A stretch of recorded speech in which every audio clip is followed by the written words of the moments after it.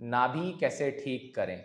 ये भी एक हमारे पाचन तंत्र से जुड़ा हुआ एक गहन विषय है। अगर मेडिकल साइंस की बात करते हैं तो वो लोग इसमें बिलीव नहीं करते, बट एज पर आयुर्वेद नाभि डिगना भी एक आम समस्या माना गया है और हमारे पाचन तंत्र से जुड़ा हुआ हिस्सा माना गया है।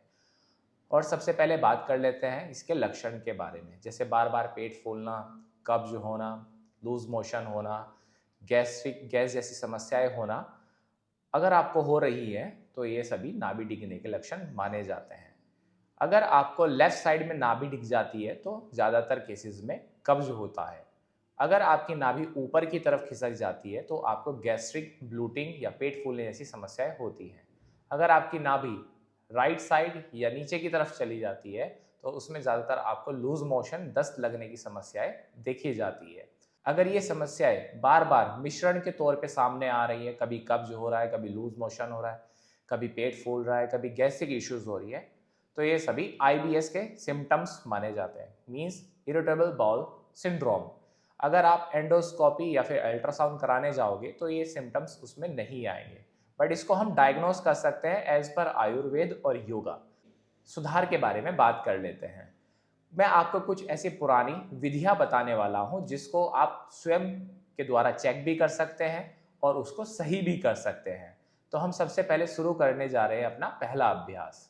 सबसे पहले कमर के बल लेट जाना है और एक दिया ले लेना है। दिए को बड़ी सहजता के साथ अपने नाभि के ऊपर रखना है और नाभि के बिल्कुल बीच में रखना है। फिर उसके बाद एक ऐसा पात्र ले लेना है और पात्र को बहुत सावधानी से अपने पेट के ऊपर रखना है और थोड़ा सा अपने हाथ की मदद से उसको दबाना है, जिससे कि हवा अंदर की ओर ना जाए। और इस प्रक्रिया को कम से कम 2 से 3 मिनट तक करना है। ऐसे करने से एक अच्छा वैक्यूम बनेगा और दिया अपने आप बुझ जाएगा। जैसे ही 2 से 3 मिनट हो जाए, आप आराम से हल्का सा साइड से उठा के उसको हटा सकते हैं। आप देख सकते हैं कि दिया बुझ चुका है। अभी हम करने जा रहे हैं अपना दूसरा अभ्यास। दूसरे अभ्यास के लिए अपने कमर के बल लेट जाना है, दोनों पैर को अच्छे से मिला लेना है, हाथ को जमीन के ऊपर रख के पहले पूरी सांस को बाहर की ओर छोड़ देना है और दोनों पैर को max to max 30 to 45 degree angle lift करना है और 10 सेकेंड होल्ड करना है और सांसों को भी होल्ड करके ही रखना है। आप देख सकते हैं मैं करने जा रहा हूं। 1 2 3 4 5 6 7 8 9 10।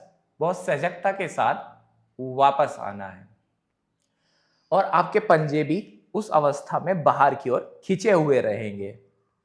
तीसरा अभ्यास, एक पादा पवन मुक्त आसना। इस तरह से अपने घुटने को दोनों हाथों की मदद से पकड़ लेना है और सांस को फिर से बाहर की ओर छोड़ के अपने चिन को अपने नी के पास लेके जाना है। आप यहां पर 3 सेकंड तक होल्ड कर सकते हो और फिर उसी तरह से दूसरी साइड से भी रिपीट करना है। एक इस तरह से कोई कपड़ा ले लेना है या चादर ले लेनी है और उसको इस तरह से गोल करके एक बॉल बना लेनी है। और जिन लोगों को ज्यादा हाथ लगाने से दुखन होती है वो एक कुशन या पिलो का भी इस्तेमाल कर सकते हैं। करना क्या है, इस तरह से एक कपड़े को अच्छे से फोल्ड कर लेना है और फोल्ड हुए कपड़े को अपने नाभि के ऊपर रखना है। माथे को भी जमीन से टिका देना है और अपने दोनों हाथ पीछे की तरफ और अपने साइड फेस को भी आप ग्राउंडेड कर सकते हो। यहां पर आप कम से कम 30 सेकंड तक लेट सकते हो। आपको अपनी नाभि जैसे हमारे दिल की धड़कन धड़कती है इस तरह से धड़कती हुई उस कपड़े के ऊपर महसूस होगी। आखिरी अभ्यास। आखिरी अभ्यास से पहले मैं आपको एक सावधानी बताना चाहूंगा।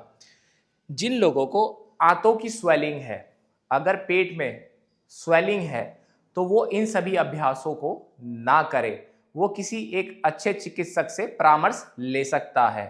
अभी हम अपना आखिरी अभ्यास करने जा रहे हैं, उसको हम वैसे तो बोलते हैं मंडूकासना। मंडूकासना से आपका शुगर लेवल भी बैलेंस होता है और आपके नाभि को भी सेंटर में लेके आता है। मंडूकासना के लिए अपनी उंगलियों को इस तरह से मोड़ लेना है और अपने अंगूठों को उंगलियों के अंदर रखना है।